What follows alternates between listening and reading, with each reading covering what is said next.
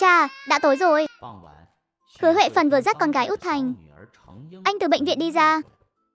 Con xem con kìa, suốt ngày không để mẹ yên ổn chút nào. Hôm nay vì con mà mẹ phải xin nghỉ, tiền thưởng chuyên cần tháng này bay màu rồi. Con nói xem sao con bướng thế hả? Chỉ vì miếng ăn mà cũng dám đi tác động vật lý với người ta. Kết quả là cái đầu mình cũng bị vỡ đầu rồi. Dạo này trong nhà bao nhiêu là việc. Chuyện xuống nông thôn là mọi người lo sốt vó. Trong nhà 3 đứa trẻ đều đủ điều kiện. Ai mà chẳng muốn có công việc. Đúng là sắp làm người ta phát điên rồi. Giờ con nhóc này còn thêm dầu vào lửa. Thành Anh cúi gằm mặt để mặc cho mẹ mắng mỏ. Hoàn cảnh nhà cô có chút đặc biệt, là một gia đình rổ giá cặp lại. Thanh Cường và vợ cũ có một trai một gái. Anh cả Thành Kiến Sương, 21 tuổi, đang làm công nhân thời vụ ở xưởng thực phẩm. 3 năm rồi vẫn chưa được vào biên chế. Nhị tỷ Thành Mỹ Hoa, 19 tuổi tốt nghiệp cấp 3 xong cứ ở không trong nhà. Hứa Huệ Phần khi gả đến có mang theo một cặp song sinh. Tam tỷ Lâm Quyên 18 tuổi và tứ ca Lâm Vĩ. Tháng 7 năm nay là tốt nghiệp cấp 3 rồi. Còn Thành Anh chính là sợi dây kết nối hai bên gia đình này lại. Hai mẹ con rất nhanh đã về đến Hạnh Hoa Hồ, đồng số 2. Ồ, cô bé hổ báo lại bị ăn mắng rồi à? Con gái con lứa thì nên thủy mị một chút, không thì lớn lên ai dám rước cái đồ con trai này về. Bà lại sở dĩ hả hê như vậy là vì thằng cháu đích tôn lại kim bảo của bà ta chưa bao giờ chiếm được ưu thế trước Thành Anh, còn bị con bé đè xuống đất đấm cho mấy trận. Vì thế mà nhà họ lại với nhà họ Thành cãi nhau suốt. Mà Hứa Huệ Phần đối với con gái mình thì mắng, nhưng với bên ngoài lại rất bảo vệ người nhà. Tôi sợ con gái tôi bị chảy mặt đây, đợi ông Thành về nhất định phải tìm mấy thằng nhóc nhà đó hỏi cho ra nhẽ. Mấy thằng con trai lớn đầu hùa nhau bắt nạt một đứa con gái, coi có được không? Nói xong, Hứa Huệ Phần liền dắt Thành Anh đi luôn.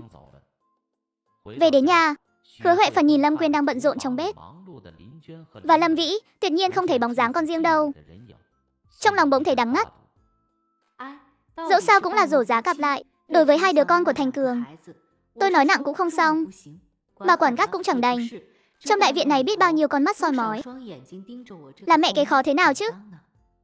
Anh Tử, chị với tứ ca vừa về, đã nghe nói em bị vỡ đầu rồi. Sao rồi, có nặng lắm không? Nặng cái nỗi gì, nó còn giỏi lắm. 1/4 mà chẳng thua miếng nào. Nếu không phải nó cũng bị chảy đầu thì nhà mình là bên đổi lý đấy. Anh Tử giỏi hơn Tam tỷ rồi. Canh rán đang hầm trên bếp rồi. Đợi chú Thành và mọi người về, Tam tỷ sẽ múc cho em một bát lớn. Hi hi hi hi. Vì bát canh rán này, có vỡ đầu thêm 2 phát nữa cũng đáng. Lúc này Lâm Vĩ kéo Hứa Huệ Phần sang một bên. Mẹ, công việc đó mẹ cứ nhường cho Quyên Tử đi. Con gái xuống nông thôn khổ hơn con trai nhiều. Con là đàn ông, con không sợ. Hứa Huệ Phần nghe thấy thế, vành mắt bỗng đỏ hoe. Đợi thêm chút nữa, để mẹ đi hỏi thăm thêm, xem có thể trước thời hạn cuối tìm được việc cho cả hai đứa không. Hesi, Tam tỷ và tứ ca đều tốt, mình không muốn bất kỳ ai phải đi cả. Nhưng đại ca và nhị tỷ, dựa vào cái gì mà cũng nhăm nhe việc của mẹ. Nhưng chuyện gì đến rồi cũng phải đến. Sau bữa tối, mâu thuẫn trong nhà cuối cùng cũng bùng nổ. Cha, chủ nhiệm Vương ở khu phố lại tới giục rồi. Cha thực sự muốn thấy con xuống nông thôn sao? Bắt con xuống nông thôn thà bắt con đằng xuất luôn đi.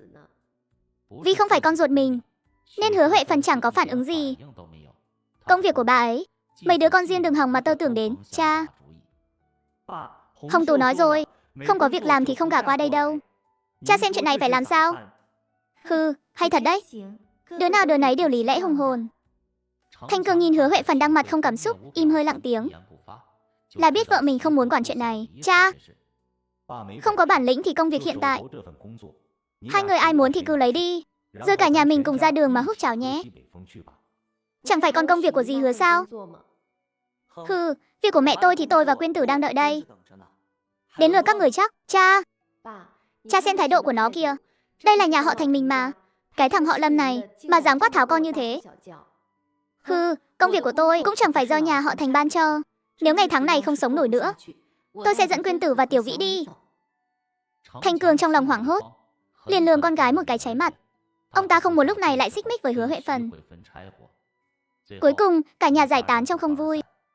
Ban đêm thường thì Thành Anh vừa nằm xuống là ngủ ngay, nhưng lúc này lại không tài nào chợp mắt được. Mình vậy mà lại mang theo ký ức tiền kiếp. Đầu thai lại vào đúng bụng mẹ ruột, cho đến tận hôm nay bị vỡ đầu. mới vô tình va lại được đống ký ức đã mất. Hèn gì cứ thấy trước đây đầu óc không được thông minh lắm. May mà sức mạnh vẫn còn đó, không thì đã bị bắt nạt thê thảm rồi. Thành Anh lại chờ mình, cố gắng tiêu hóa chuyện này. Thôi kệ, đâm lao thì phải theo lao vậy. Nhưng mà, nếu mình đã khôi phục ký ức tiền kiếp rồi, thì ông trời không ban cho cái kim thủ chỉ nào sao? Để xem nào. Trước khi xuyên không hình như mình từng mua tấm thẻ gỗ cũ. Có liên quan gì đến nó không nhỉ? Tấm thẻ gỗ đó đâu rồi? Thấy em gái nằm bên cạnh cứ trằn trọc mãi, Lâm Quyên không nhịn được mà lên tiếng. Anh Tử, sao thế? Em cũng có tâm sự gì mà không ngủ được à? Trong mắt Lâm Quyên, Thành Anh từ trước đến nay chỉ biết lo cho cái bụng đói thôi. Tam tỷ, em đang nghĩ xem mai đi đâu tìm cái gì ngon ngon ăn đây. Thôi được rồi, mau ngủ đi. Tam tỷ, có phải chị đang lo chuyện công việc và súng nông thôn không? Đừng lo lắng quá, biết đâu đấy, trên trời lại rơi xuống một cơ hội việc làm thì sao? Đến lúc đó chị và Từ ca đều không phải đi nữa. Tam tỷ biết rồi. Ngủ mau đi, không nửa đêm lại đói đấy. Thành Anh vốn vô tư, chẳng thèm lăn tăn nữa, ngủ say trong vài giây, nghe tiếng thở đều đều bên cạnh. Lâm Quyên cũng mỉm cười, rồi nhắm mắt lại. Thế nhưng Thành Anh không hề biết, khi cô đã chìm vào giấc ngủ sâu, một tấm thẻ gỗ cổ kính hiện ra trong tâm trí. Sau đó hóa thành những điểm sáng tan ra, một không gian ẩn mật lặng lẽ hình thành. Sáng sớm ngày hôm sau, Thành Anh thức dậy đúng giờ bởi tiếng bụng kêu dồn dột. Hesi, bao giờ mới được ăn no mỗi bữa? Mà không phải thức giấc vì đói đây. Con gái út của mẹ làm gì cũng không hăng hái, chỉ có ăn uống là nhiệt tình nhất thôi. Đầu còn đau không? Hết đau rồi, ăn no là hết đau ngay. Lúc này bên ngoài vang lên tiếng gọi. Lâm Quyên, xong chưa? Sắp muộn rồi kìa. Xong ngay đây. Lâm Quyên từ trong bếp đi ra, vội vàng vừa lấy cặp sách và bánh bao ngô rồi chạy biến. Thành Anh vô thức nhìn ra bên ngoài một cái. Cô gái tên Liễu Lệ Lệ đó.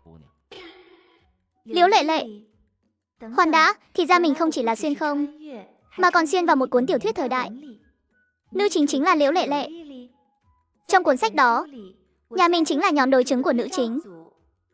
Tam tỷ và Từ ca cuối cùng đều phải xuống nông thôn. Công việc của mẹ cũng bị nhị tỷ Thành Mỹ Hoa dùng thủ đoạn hèn hạ cướp mất. Cuối cùng gia đình náo loạn, cả bay chó nhảy. Mẹ và Thành Cường cũng ly hôn. Mà trong cuốn sách này vốn dĩ không có ai tên Thành Anh. Kệ đi, giờ mình là người bằng xương bằng thịt rồi. Chỉ cần có mình ở đây, tuyệt đối không để những chuyện tồi tệ trong sách xảy ra lần nữa. Phải bảo vệ tốt sổ hộ khẩu, còn phải nghĩ cách tìm lối thoát cho Từ ca nữa. Thành Anh, đợi tôi với. Lúc này, cô bạn cùng bàn, fan cứng của Thành Anh là Trương Minh Nguyệt đuổi theo. Hai má đỏ hay hay. Thành Anh, tớ nghe nói về chiến tích hôm qua của cậu rồi nhé. Đỉnh thật sự luôn. Cho cậu kèo sữa đại bạch thỏ này. Cảm ơn Minh Nguyệt nhé. Sau đó cả hai vừa nói vừa cười đi đến trường. Trong giờ học, Thành Anh đang chăm chú ghi chép bài, thì phát hiện cục tẩy để một bên đã biến mất. Cục tẩy Minh Nguyệt tặng mình đâu rồi? Kết quả là giây tiếp theo, cục tẩy bỗng dưng xuất hiện trong lòng bàn tay cô. Ha ha ha ha ha. Thành Anh mình cuối cùng cũng có không gian rồi. Thành Anh, nãy trong giờ cậu cứ cười ngô nghê cái gì thế? Cô giáo nhìn cậu nãy giờ rồi đấy. Ha ha, có hả? Tớ đang vui mà. Thành Anh, cậu có muốn soi gương không? Miệng cười tê tét tận mang tai rồi kìa, hừ. Kệ tớ, tớ thích. Thành Anh và Trương Minh Nguyệt nhìn nhau, cùng úp mặt xuống bàn cười không ngớt, trở thành hai đứa ngáo ngơ trong mắt bạn học. Dù không gian không lớn, cũng chẳng có linh tuyền hay vật tư, nhưng đây chính là kim thủ chỉ của mình. Phải thật tốt, suy nghĩ cách dùng nó để đổi đời cho cả nhà, và làm no cái bụng của mình nữa.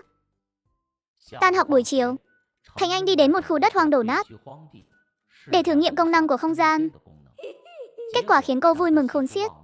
Ý nghĩ vừa tới, chỉ cần là vật trong phạm 6-50 mét quanh người, cô đều có thể thu vào trong không gian. Hi hi, vậy sau này bắt thỏ chẳng phải dễ như trở bàn tay sao? Thành Anh đang mơ mộng giữa ban ngày, thì bỗng có tiếng hét vang lên phía trước. Mau chặn con thỏ đó lại, đừng để nó chạy thoát. Đúng là câu được ước thấy mà. Thành Anh thoăn thoắt đôi chân ngắn, lao tới nhanh chóng thu con thỏ vào không gian.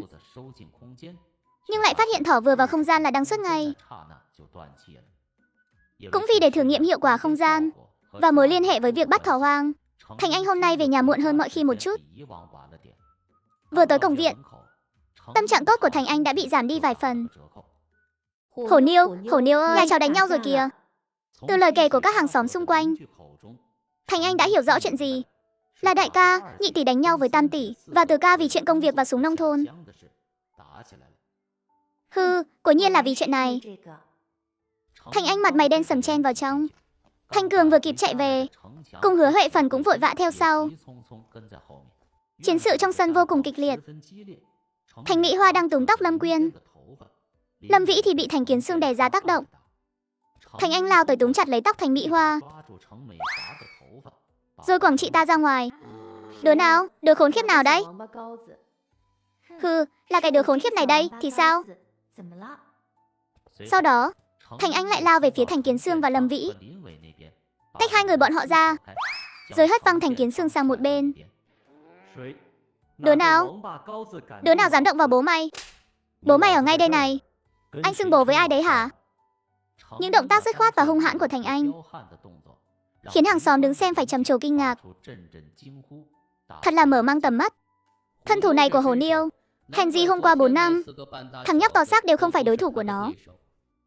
Nhìn cái đà của nó hôm nay xem, dù có vỡ cái đầu thì cũng chẳng hề hấn gì. Thành Anh, cái đồ danh con này, rốt cuộc mày đứng phe nào? Mày có còn nhớ mình họ Thành không hả? Hừ, chỉ cần cha mẹ đồng ý, tôi cũng có thể theo họ Hứa của mẹ. Trước đây chị chăm sóc mày như thế, mà mày lại đi giúp người ngoài.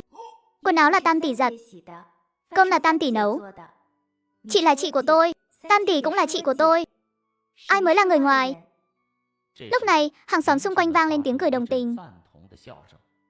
Hừ, đủ rồi, đừng cãi nhau nữa, còn quậy nữa tối nay khỏi ăn cơm. Thanh Cường mặt hầm hầm đi vào nhà. Hứa Huệ Phần cố nén cơn giận, khuyên giải hàng xóm xem náo nhiệt giải tán. Về đến nhà Thành Cường vẫn còn bực bội, nhưng cơn giận này không tiện, trút trực tiếp lên hai chị em nhà họ Lâm. Kiến Xương, đi gọi em gái thứ hai của con ra đây. Cách âm của căn phòng không tốt lắm. Thành Mỹ Hoa sao lại không nghe thấy động tĩnh bên ngoài cho được? Con không ra đây. Con biết ngay mà, có mẹ kế là sẽ có cha dượng. Nhưng cha đừng có không thừa nhận, dù sao con với đại ca cũng mất mẹ rồi, lại không có cha thương, đáng con à. Hứa Huệ Phần nghe thấy câu này thì lòng lạnh lẽo đến cực điểm. Dù bà có thiên vị đôi con riêng của mình, thì ở nhà cũng đã cố gắng đối xử công bằng. Hừ, tốt lắm. Tôi là mẹ kế. Vậy từ hôm nay cái chức mẹ kế này tôi không làm nữa. Ai thích làm thì làm đi, đi thôi. Cơm tối không nấu nữa. Nuôi lỗ sói mắt trắng chi bằng nuôi chính mình. Chúng ta ra ngoài ăn. Mẹ, con không phải là kẻ bạc ơn đâu. Mẹ không nuôi uổng công con đâu. Được anh Tử, con cũng đi cùng mẹ luôn. Hi hi hi, dạ rõ. Hứa Huệ Phần không thèm quan tâm Thành Cường ngăn cản, bước ra khỏi đại viện. Mẹ, chúng ta đi tiệm cơm quốc doanh ăn bánh bao thịt à?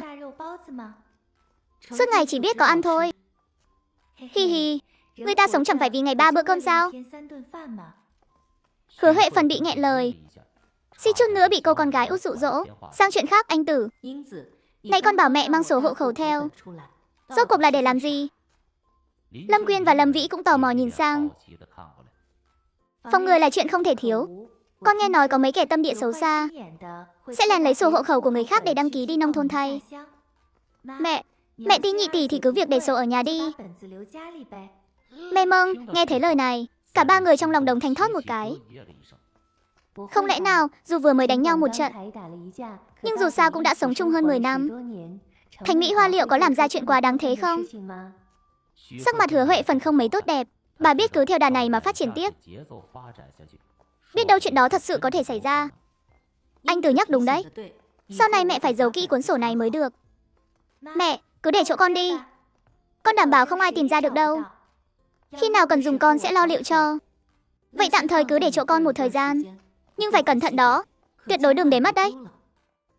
Cả nhà ăn một bữa no nê ở tiệm, tâm trạng cũng thoải mái hơn nhiều. Trên đường về, Hứa Huệ Phần đành sắt lòng đưa ra một quyết định.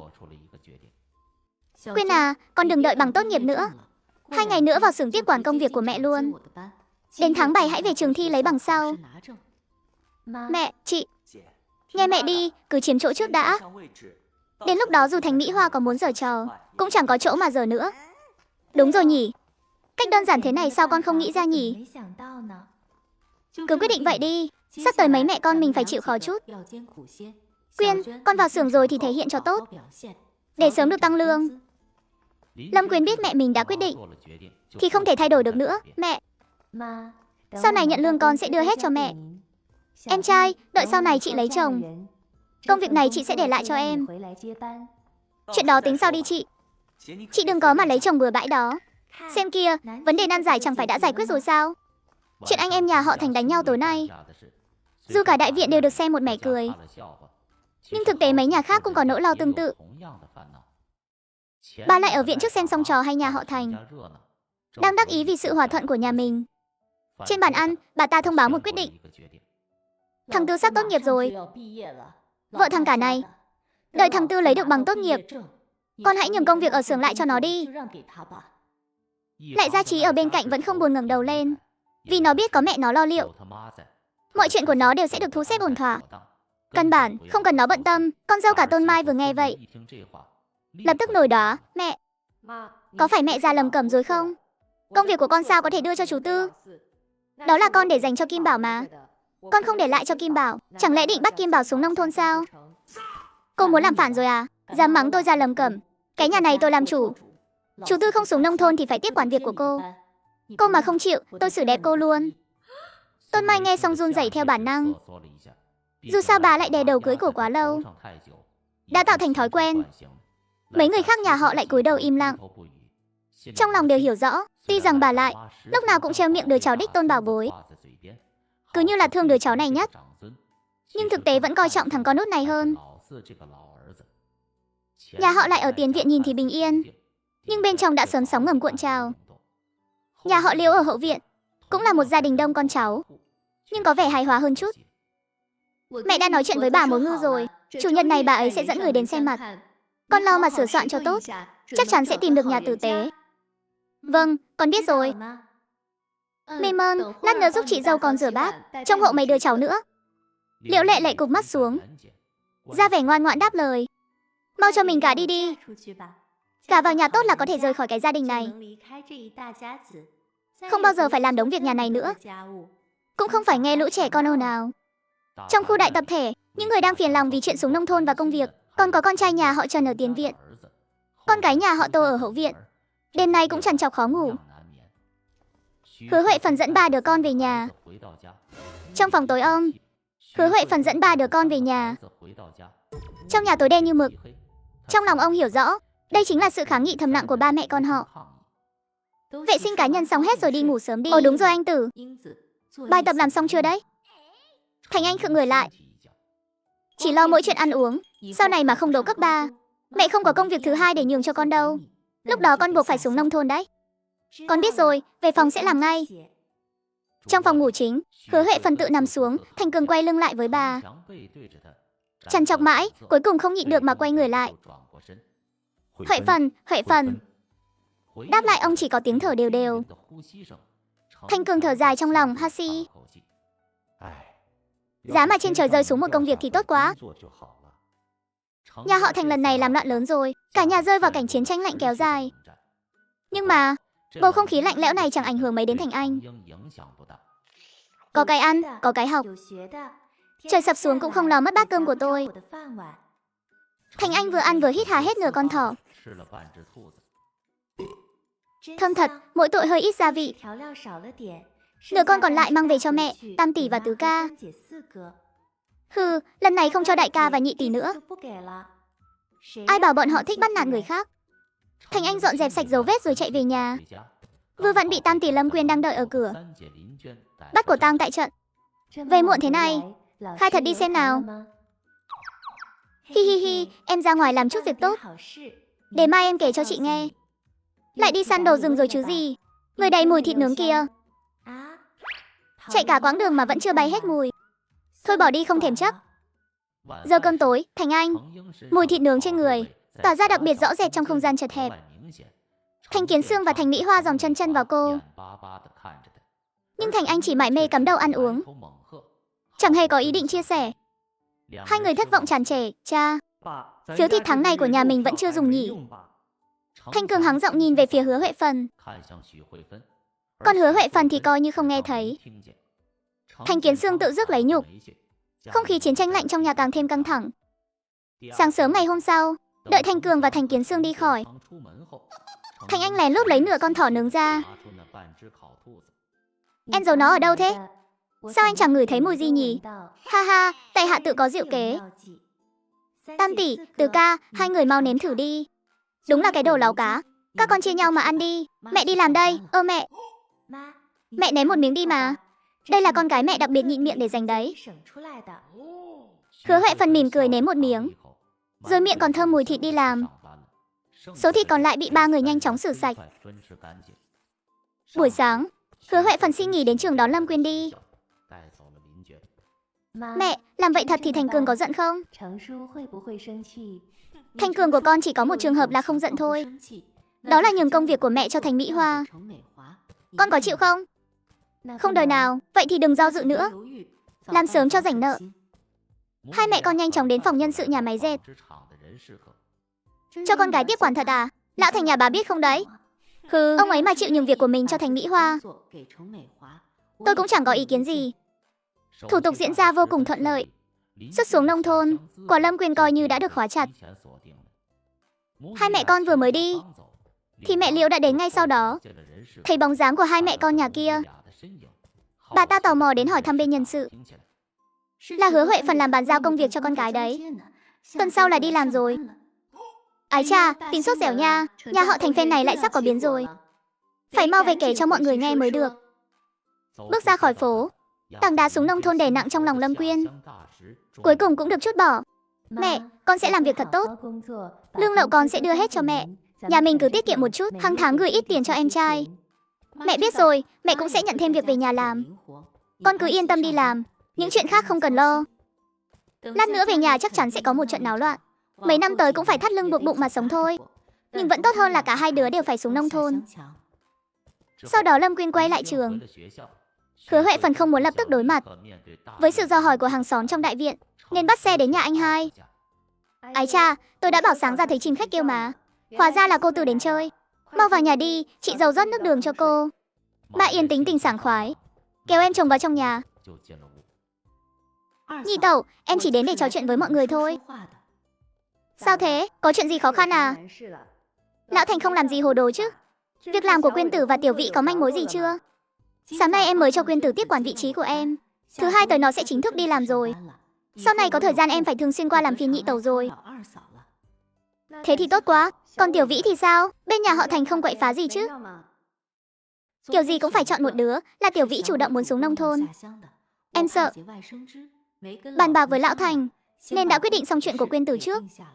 Còn Tiểu Vĩ, để xem thời gian cuối này có cơ hội nào không. Đúng là tấm lòng cha mẹ trong thiên hạ. Cô cứ yên tâm, chị sẽ bảo anh hai cô ở trong xưởng tìm kiếm giúp.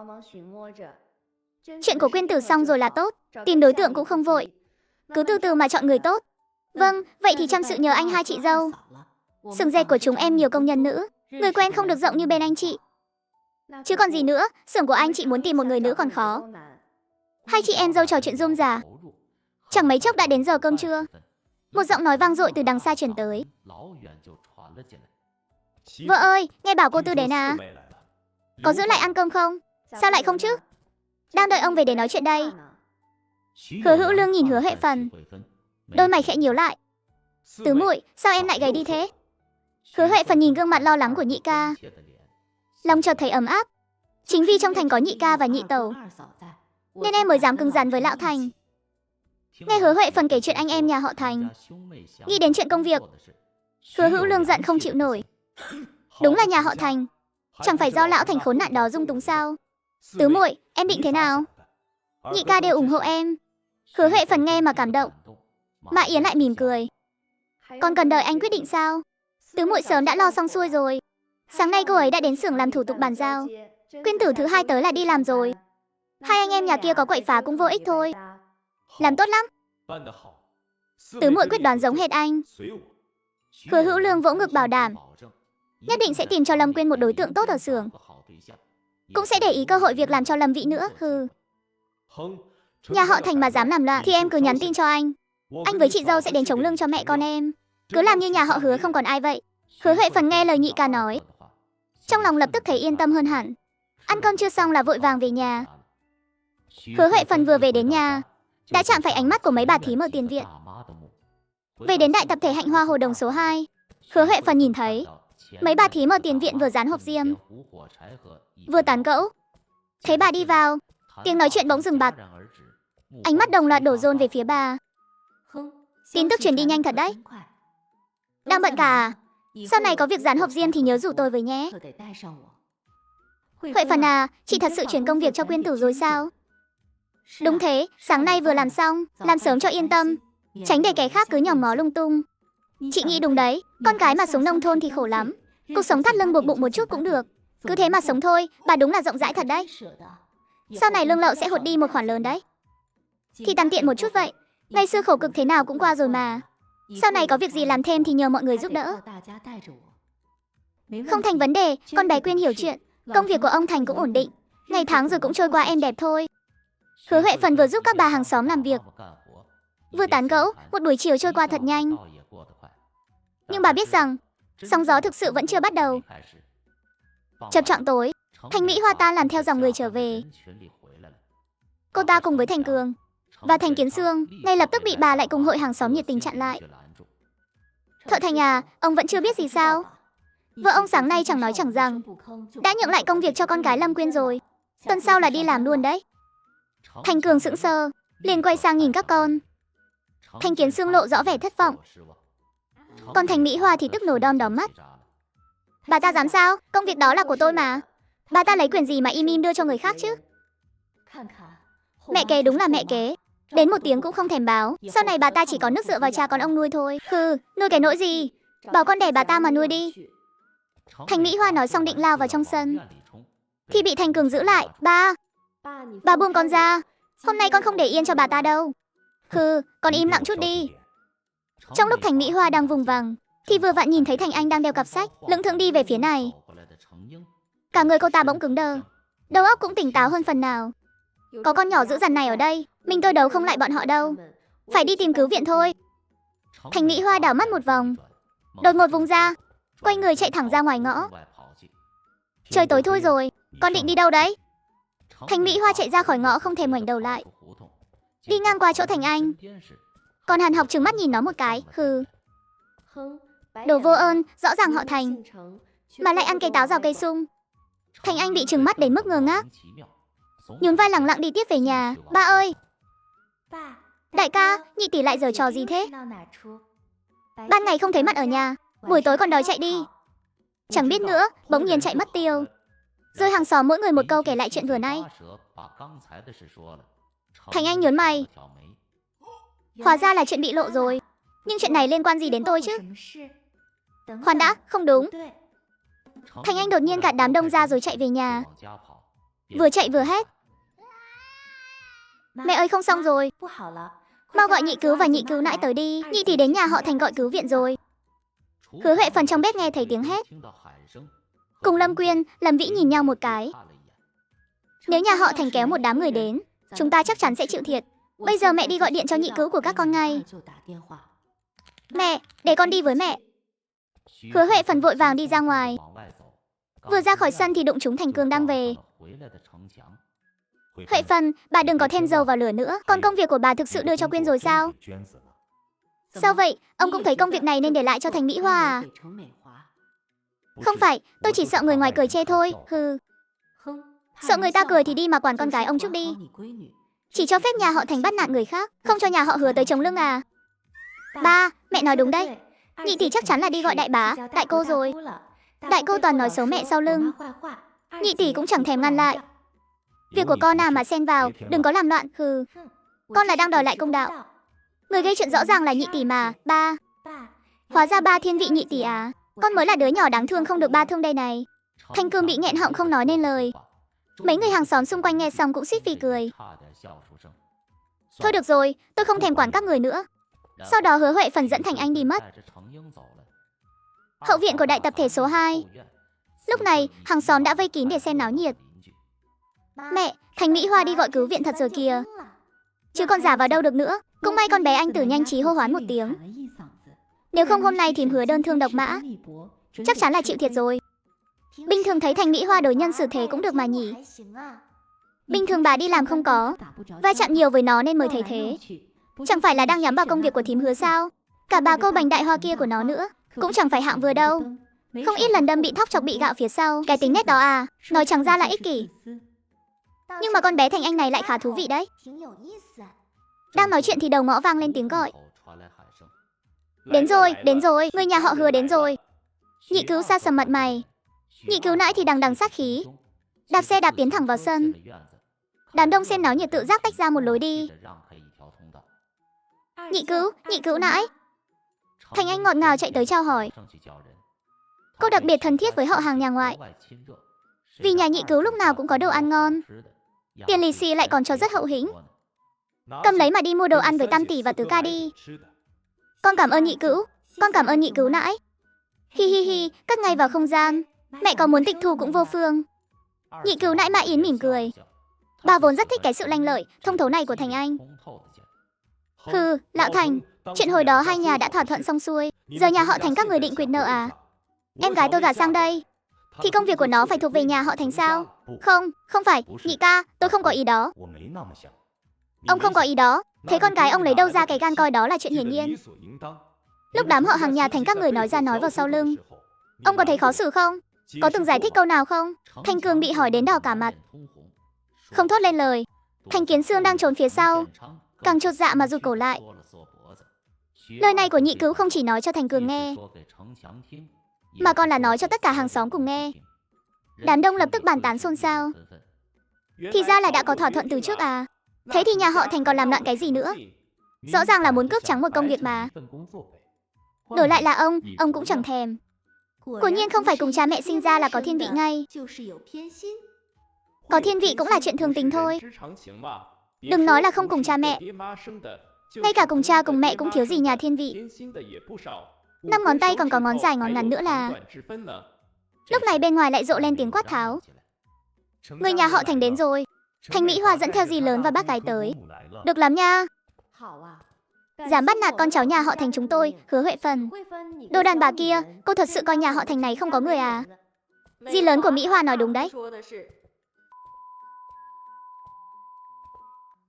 Bình thường thì giỏi giả nai, giờ thì lộ bộ mặt thật rồi nhé. Bành Đại Hoa hùng hổ bước vào hậu viện, ánh mắt đảo liên hồi tìm kiếm Hứa Huệ Phần. Vừa đứng vững, một bóng người nhanh như cắt lao đến trước mặt mụ. Tác động chính là cái lũ xấu xa nhà họ Thành các người. Thỏa thuận năm xưa coi như dám à?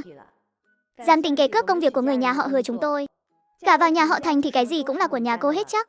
Cái loại gì đã gả đi rồi thì quản chuyện bao đồng cái gì. Nhị cứu nại tác động hay lắm. Mắng cũng, mà khoan đã. Nhị cứu nại nói cả nhà họ Thành là lũ xấu xa, chắc chắn không phải cố ý đâu. Đúng rồi, bà ấy coi mình là người nhà họ Hứa mà. Ngay mợ nó, có gì thì từ từ nói. Hừ, giờ mới biết nói năng tử tế à? Lúc nãy giao ai cho ai xem thế? Lúc này bác gái họ Thành vừa chửi vừa lao vào Mã Yến, muốn cứu Bành Đại Hoa. Hứa Huệ Phần thấy chị dâu phải 1 chọi 2, cũng lao tới luôn.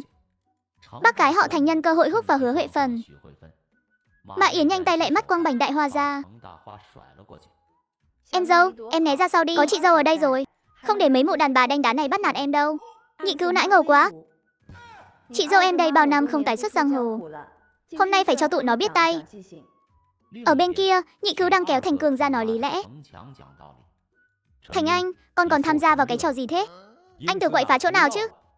Ta thấy cả cái nhà họ Thành các người đều một lũ xấu xa, chỉ có mỗi anh Tử là mầm xanh tốt thôi. Anh hai, anh nói lý chút đi. Hừ, chính vì trước đây quá nể nang nên mới để các người được đà lần tới. Chỉ trong lúc đang nói chuyện đó, Thành Mỹ Hoa cũng lao vào cuộc hỗn chiến. Tình thế ngay lập tức thành 3 đánh 2. Thành Anh thấy mẹ mình sắp chịu thiệt, đang định xông vào để can ngăn thiên vị, thì thấy Tam tỷ Lâm Quyên cũng lao tới. Thành Anh thấy Mỹ Hoa định cào vào mặt Lâm Quyên, liền sải bước lao lên, tóm lấy Đại Hoa vừa mới bỏ dậy ném ra ngoài. Sao lại lấy tôi làm báo cát nữa vậy hả? Tam tỷ, chị đến để can ngăn đúng không? Đợi em với, em cũng đến can đây. Lâm Quyên ngẩn người một lát, sau đó hiểu ý liền xông tới tác động. Thành Mỹ Hoa vẫn còn chưa kịp bỏ dậy. Thành Anh thì bận rộn can ngăn giữa đám hỗn loạn. Đừng đánh nữa, mọi người đừng đánh nữa mà. Cảnh tượng hoàn toàn hỗn loạn. Hai mẹ con Tiền Thẩm đứng xem mà há hốc mồm. Sau đó không nhịn được mà bật cười. Con bé này của thực quá thú vị. Một trận hỗn chiến dưới sự can ngăn của Thành Anh đã kết thúc với thắng lợi thuộc về nhà họ Hứa. Mấy người nhà họ Thành trông cực kỳ thảm hại, vừa ớt ức vừa cuống cuồng. Tôi đến đây để giúp cháu gái, kết quả lại bị các người đánh ra nông nỗi này. Thành Cường, Thành Mỹ Hoa, các người phải bồi thường tiền thuốc men cho tôi.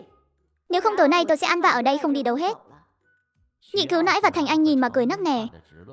Nhất là khi nhìn thấy Thành Cường và Thành Mỹ Hoa với gương mặt ngậm bồ hòn. Hi hi, trò cười của cha ruột, không xem thì phí. Cuối cùng Thành Cường phải móc ra 1 đồng mới đuổi khéo được bác gái và người đang lèm bèm. Là Thành Đại Hoa đi. Được rồi, mọi người giải tán đi thôi. Đa tạ các vị hàng xóm láng giềng bấy lâu nay đã quan tâm anh Tử và mấy đứa nhỏ. Dù sao địa vị thợ bậc 6 của Hứa Hữu Lương vẫn ở đó. Hàng xóm láng giềng ai nấy đều rất nể mặt. Trong sân nhanh chóng yên tĩnh lại. Phụ nữ tác động xong rồi thì đến lượt cánh đàn ông nói chuyện. Hứa Hữu Lương không trách móc sự nhu nhược của Thành Cường, chỉ đem giao ước lúc trước ra nói. Giao ước đó còn tính hay không? Tính chứ, đương nhiên là tính rồi. Chỉ là chuyện tiếp quản công việc hơi sớm một chút. Giờ gánh nặng gia đình lớn, hai người tự lo cho con riêng của mình. Bên phía Huệ Phần sẽ có Nhị Cữu và mợ nó đây giúp đỡ, không cần ông phải bận tâm. Thành Cường còn có thể nói gì được nữa, đành phải ngậm miệng. Trước khi đi, vợ chồng Hứa Hữu Lương cố ý dặn thật to. Hứa Huệ Phần và Thành Anh, có chuyện gì cứ gọi điện ngay nhé. Câu này là nói cho cha và anh cả chị hai nghe đấy. Chúng ta cũng có chỗ chống lưng rồi, thế nên rảnh thì qua nhà Nhị Cữu chơi. Dạ rõ thưa Nhị Cữu. Sau khi vợ chồng Hứa Hữu Lương rời đi, sắc mặt Thành Cường hoàn toàn xa sầm. Không khí nhà họ Thành lại rơi vào chiến tranh lạnh. Nhưng Hứa Huệ Phần tâm trạng rất tốt, Thành Anh lại càng không thèm để tâm. Chỉ có 3 cha con nhà họ Thành là hậm hực. Sau khi cái sân đã hoàn toàn yên tĩnh, quản sự đại gia Thái Thiết Trụ mới khéo léo đạp xe đạp quay trở về. Nhà họ Thành náo loạn xong rồi à? Xong từ lâu rồi, ông không thấy sân trước người đứng kín mít à? Thái Thiết Trụ thở phào nhẹ nhõm. Ông ta có thể tránh mặt khéo như vậy đều nhờ Tiền Phượng Lan báo tin trước cho. Nếu không với danh nghĩa trưởng phòng bảo vệ, lại còn là quản sự đại gia của đại viện, chẳng lẽ lại không ra mặt giải quyết tranh chấp sao? Ba không thấy con bé Thành Anh đó thú vị lắm sao? Thái Anh Nam múa tay múa chân, kể lại màn kịch hay khi Thành Anh đại chiến, thuật lại một lượt. Thái Thiết Trụ nghe xong suýt chút nữa bật cười, nói, ha ha ha, ba đã biết Thành Anh là một mầm non tốt mà. Đám trẻ học võ với ba trong viện này, chỉ có con bé là kiên trì nhất. Bây giờ sức lực còn tăng lên nữa. Bà nhỏ tiếng chút đi, Huệ Phần và Lão Thành đang vì cái tính hổ báo của anh Tử mà đau đầu đấy. Lời này đừng để Thành Cường nghe thấy. Hôm nay anh Tử không đứng về phía ông ấy, chắc là đang dỗ làm đấy. Biết rồi, tôi còn không hiểu tính Lão Thành Cường đó sao. Sáng sớm chủ nhật, Thành Anh đang ngồi xổm rửa mặt bên bồn nước. Bác Thái quản lý đại viện ghé lại gần. Anh Tử thực sự không tính đi lính à? Cái vóc dáng này của cháu, không đi thì phí lắm. Cháu chỉ muốn ăn no ngủ kỹ sống đời tự tại thôi. Lúc này, Thành Anh chú ý thấy nhà họ Liễu đối diện bận rộn bất thường. Bác Thái, nhà họ Liễu hôm nay có chuyện gì thế ạ? À, bà bác của cháu nói rồi, hôm nay là ngày con gái nhà họ Liễu xem mắt đấy. Đến rồi, nam chính trong sách sắp xuất hiện rồi. Tin nhà họ Liễu xem mắt con rể truyền khắp đại viện. Bà bác đã gọi không ít hàng xóm sang giúp một tay. Hứa Huệ Phần cũng đi giúp, tiện thể học hỏi kinh nghiệm. Thành Anh và Lâm Quyên cũng ngồi dưới hiên xem náo nhiệt. Tam tỷ, đến lúc đó, nhà mình cũng xem mắt cho chị thế này à? Con bé này thật chẳng biết ngại là gì. Thành Mỹ Hoa ngủ dậy đi ra, nghe thấy bàn tán cũng ghé lại gần, do hỏi xem có biết Liễu Lệ Lệ xem mắt nhà ai không. Đợi người ta đến mới biết được. Nhị tỷ, bao giờ chị mới dắt đối tượng về nhà thế? Không chốt nhanh là phải xuống nông thôn đấy. Liên quan gì đến mày, đồ sói mắt trắng? Cẩn thận em tác động vật lý chị đó nha. Nhị tỷ, em chính là đồ sói mắt trắng đây. Thành Mỹ Hoa nghe vậy liền vội vàng chạy mất, thật sự sợ bị Thành Anh tẩn cho. Thành Mỹ Hoa sang nhà họ Liễu không lâu, Thành Anh đã thấy Thành Kiến Xương cũng ra ngoài hẹn hò. Đối tượng mà Thành Kiến Xương đang quen bây giờ chính là cô chị dâu tương lai không an phận trong sách. Hay, chịu thôi. Huyết thống không dứt bỏ được. Nhưng không sao. Cũng hơi quá cơ. Không có gì mà nắm đấm không giải quyết được. Một cái không được thì làm hai cái. Thế rồi Thành Anh quay ngoắt đi, quẳng luôn chuyện này ra sau đầu. Lại nhớ tới năm hào mà nhị cứu vừa cho. Tam tỷ, trưa nay tụi mình ra tiệm cơm quốc doanh mua bánh bao thịt lớn ăn đi. Đừng có tiêu tiền bừa bãi. Kia, nhị cứu cho tiền là để mua đồ ăn mà. Chị không ăn thì để em. Chị ăn. Tam tỷ này, sao chị không kiên định tới cùng luôn đi? Thế chẳng phải là chị ăn luôn phần của em sao? Chị đâu có ngốc đến thế. Lúc này, phía tiền viện cuối cùng cũng có động tính. Một lát sau, anh thấy một thanh niên dắt xe đạp đi vào hậu viện. À, là sữa bột mạch nha đó. Thơm quá, thèm quá đi mất. Hàng xóm láng giềng nhao nhao hỏi thăm. Mẹ của Lệ Lệ thì cứ mập mờ, không muốn tiết lộ danh tính đằng trai quá sớm. Bác Thái sư phụ, bác cười gì thế? Bác quen người kia à? Không quen, nhưng nhìn là biết dân đi lính về. Tuổi tác cũng không còn nhỏ nữa rồi. Sao, con nhóc này cũng thấy hứng thú à? Lau mà học hành cho tử tế đi, đợi tốt nghiệp cấp 3 rồi tính. Ơ kìa, đừng có trêu cháu. Trên cháu còn hai bà chị nữa mà. Đây chính là nam chính Hình Phong trong sách. Liễu Lệ Lệ định làm mẹ kế cho người ta thật đấy à? Mà thôi, kệ đi, liên quan gì có dưa để hóng là được rồi. Xem mắt thời này đúng là thú vị thật đấy. Phía bên kia, Tô Mặc Lập cùng viện và Trần Quốc Hoa ở tiền viện cũng sán lại gần Lâm Quyên. Ba người họ cộng thêm Liễu Lệ Lệ và Lâm Vĩ vốn là hội cùng xuống nông thôn. Giờ Liễu Lệ Lệ đang đi xem mắt, còn Lâm Quyên thì được nhận việc làm, bỗng chốc trở thành đối tượng bị ganh tị. Đúng là số cậu hưởng thật đấy. Được mẹ cậu cưng chiều như vậy, mẹ tớ thì trong mắt chỉ có anh trai thôi, chẳng thèm quan tâm đến sự sống hẻo của tớ. Nhà Tô Mặc Lập có một trai một gái. Anh trai được bố lo cho vào nhà máy cơ khí. Đến lượt cô ấy thì bố mẹ chỉ bảo hoặc là xuống nông thôn, hoặc là gả cho nhà người ta. Cô ấy không muốn làm gì ghẻ, nên đành phải chờ xuống nông thôn. Cái này là do em trai nhường cho tôi đấy. Lâm Vĩ đối xử với chị tốt thật đó. Hy vọng đến lúc xuống nông thôn có thể được phân về cùng một chỗ với Lâm Vĩ, để còn hỗ trợ lẫn nhau. Trần Quốc Hoa ở bên cạnh thở dài não nề. Nhà anh ta là góa phụ nuôi hai con trai. Mẹ anh đã chuyển công việc cho anh cả rồi. Nói rõ là sau này dựa vào anh cả để dưỡng già. Tương lai của anh ta chỉ có thể tự nghĩ cách thôi. Con gái dù sao còn có thể gả đi, con trai thì tính sao đây?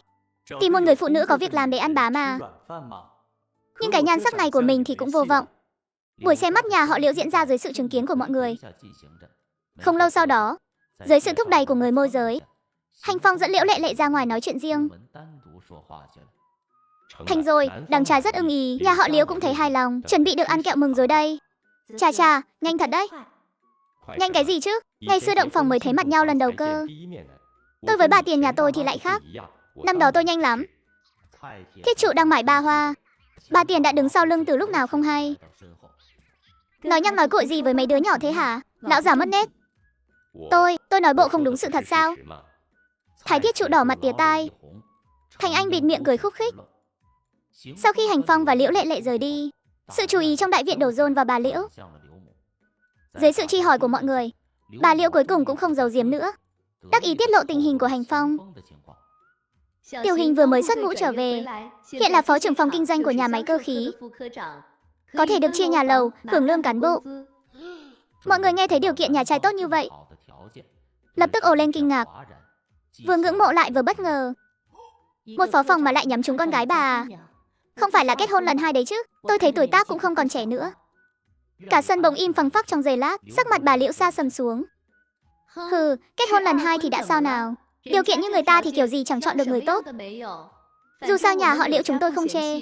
Tôi thấy bà chỉ đang ghen ăn tức ở thôi. Hừ, bà Liễu hừ lạnh một tiếng, rồi quay người đi vào nhà. Trong đại viện bắt đầu bàn tán xôn xao. Cái ông đồng chí Hình cưới vợ hai đó chắc có con rồi nhỉ? Nhà họ Liễu thấy tốt là được rồi. Hôn sự này là đôi bên cùng có lợi mà. Đồng chí Hình lương cao, lại có nhà riêng, Liễu Lệ Lệ không cần xuống nông thôn nữa. Cho dù có con thì tiền lương đó vẫn nuôi nổi. Ông nói nghe nhẹ nhàng nhỉ? Làm mẹ kế mà dễ à? Ba chỉ là thấy cậu ta từng đi lính, nên mới nói đỡ cho cậu ta thôi. Thái Thiết trụ vội vàng cười xòa nhận lỗi.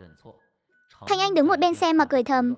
Mấy vở kịch gia đình đời thường này còn thú vị hơn bất cứ thứ gì. Chuyện xem mắt của Liễu Lệ Lệ đã trở thành chủ đề bàn tán mới nhất trong đại viện. Thành Anh đã sớm dự liệu được, nhưng Lâm Quyên lại vô cùng ngạc nhiên. Điều kiện của Liễu Lệ Lệ tốt như vậy, Mà cũng chỉ có thể tìm người kết hôn lần 2 để làm mẹ kế sao? Kinh ngạc lắm sao? Liễu Lệ Lệ luôn biết rõ bản thân muốn gì. Điều kiện của đằng trai tốt thế kia mà. Phó khoa của nhà máy lớn đấy. Biết đâu sau này còn có thể lo cho chị ta một công việc. Nếu để tôi gặp được người như vậy, tôi cũng gả. Tiếc là mấy chỗ tôi nhờ người hỏi thăm điều kiện đều kém xa. Đúng là hàng xóm số hưởng thật. Ở phía bên kia, Thành Mỹ Hoa đang đứng trong đám đông, cũng đang cực kỳ đố kỵ mà tính toán trong lòng. Kết hôn lần 2 thì đã sao? Có con thì đã làm sao chứ? Chỉ cần nắm được người đàn ông trong lòng bàn tay là được. Người đàn ông đó tên Hình Phong, làm phó khoa ở nhà máy cơ khí, cùng một nhà máy với Nhị Cữu. Hôm qua mình có làm loạn hơi sớm quá không nhỉ? Nhưng không sao, chỉ cần mặt dày một chút là vẫn có thể bám víu quan hệ được. Con dâu cả của bà lại, Tôn Mai nhìn Lâm Quyên, bản tính trong lòng gõ kêu lạch cạch. Nếu có thể làm mối Lâm Quyên cho em chồng, đợi nó gả qua đây, chẳng phải có thể bảo nó nhường công việc cho em chồng sao? Vậy thì công việc của mình có thể để lại cho con trai rồi. Trong lúc chưa phân ra mà còn có thể tăng thêm một công việc nữa, mụ già kia chắc chắn sẽ động lòng cho coi. Một buổi xem mắt đã làm đại viện dậy sóng, kéo theo bao nhiêu toan tính ngầm.